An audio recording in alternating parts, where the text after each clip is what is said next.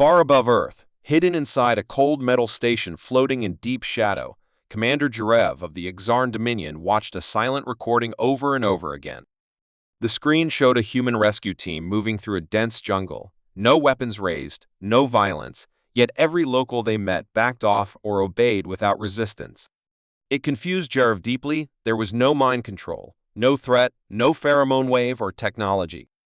The humans simply walked, looked, and spoke, and things changed around them.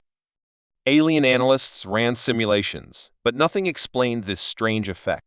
One human woman, Sergeant Mira Clark, appeared in multiple missions. She didn't shout, didn't threaten, yet every room she entered turned silent. Every angry crowd calmed down. Jarev leaned back, claws tapping the desk, disturbed. This wasn't war. This wasn't politics. This was something else. Something old. His species believed in power through fear, others in trickery or trade. But this presence, this silent control, it shook him. He ordered the footage classified and marked the humans as potentially unstable variables. Deep in his gut, a feeling he hadn't experienced in years began to grow fear of something unknown.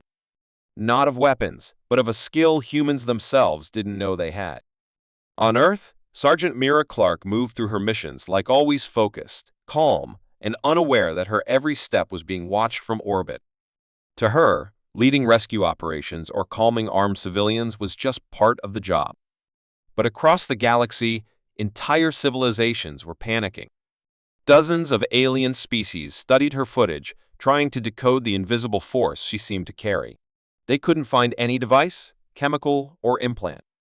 There was no trace of manipulation, only something natural, something buried in her presence that bent tension without force.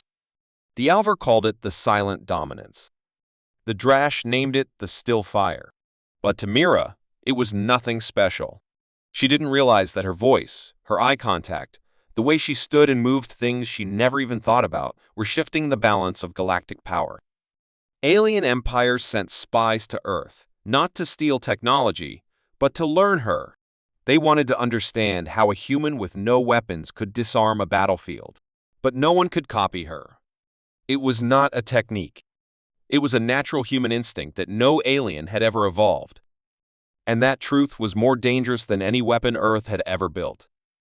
Disguised as humans, two Xarn agents infiltrated Earth and joined Mira Clark's peacekeeping unit.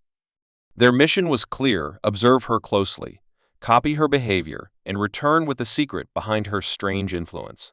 At first, they tried everything standing like her, copying her speech, even mimicking her expressions, but something always felt off.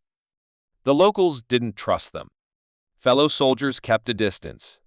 And in one critical moment, when a tense standoff needed only calm words, the disguised agents failed completely. Their attempt to lead like Mira ended in confusion and near disaster. They realized, too late, that her power wasn't about the words she used or the way she stood. It came from something deeper, something they didn't have. One agent, desperate and shaken, finally broke his cover and begged Mira to teach him. She laughed, thinking it was a prank, and simply said, "I'm just doing what feels right." The alien stared at her, realizing the truth: this human didn't even know what she had. She couldn't teach it because it wasn't taught. It was real, raw, and unfiltered. And that made it terrifying. The Exarn agents sent a warning back to their leaders: it cannot be learned. It can only be feared. Across the stars, strange reports kept coming in: entire pirate fleets abandoning their bases just because a human ship entered orbit, warlords canceling battles after hearing a human officer was nearby, slave colonies rebelling not with weapons, but with hope sparked by simple broadcasts of Earth's peacekeepers. At first, the Galactic Council thought these were isolated incidents, but patterns formed too fast to ignore.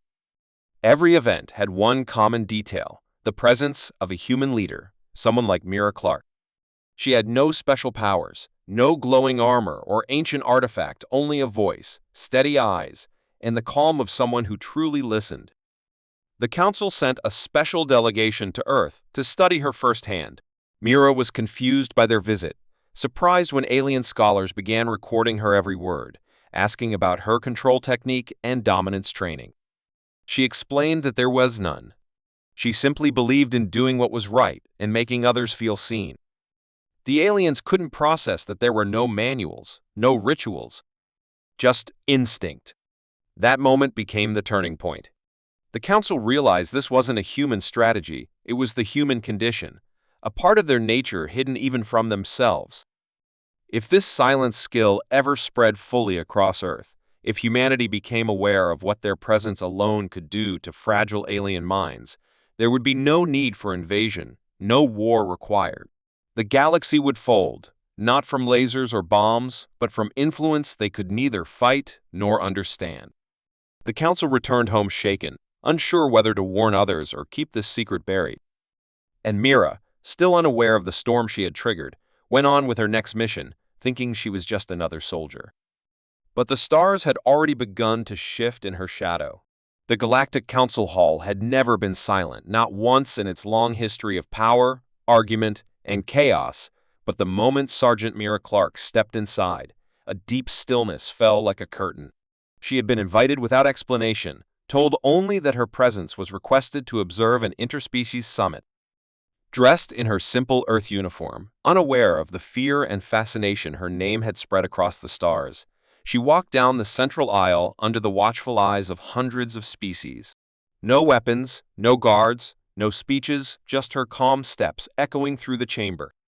One by one, delegates lowered their heads, not from protocol, but from something deeper. Generals of warlike empires, rulers of ancient dynasties, even the cold logical machines of the Zur Collective, each one bowed. Mira paused, confused, and looked toward the humans who had come with her. They were just as puzzled. She didn't understand that for many in this room, she had become a symbol of something that could not be created, copied, or controlled. Entire civilizations had failed to recreate the skill she carried without knowing it. It wasn't her strength or her tactics. It was her presence, calm, real, and undeniable. The kind of presence that didn't demand loyalty, but inspired it. The kind that made powerful beings question themselves. A soft voice from the council chair finally spoke. "You do not understand what you are, do you?" Mira shook her head. The delegate nodded with quiet awe and said, "Then Earth is more dangerous than we feared." What followed wasn't a war declaration, but something far greater, offer after offer of peace, unity, alliance. Not out of fear, but out of recognition. In Mira, they saw the future. And that future didn't kneel because it was forced, it knelt because it chose to.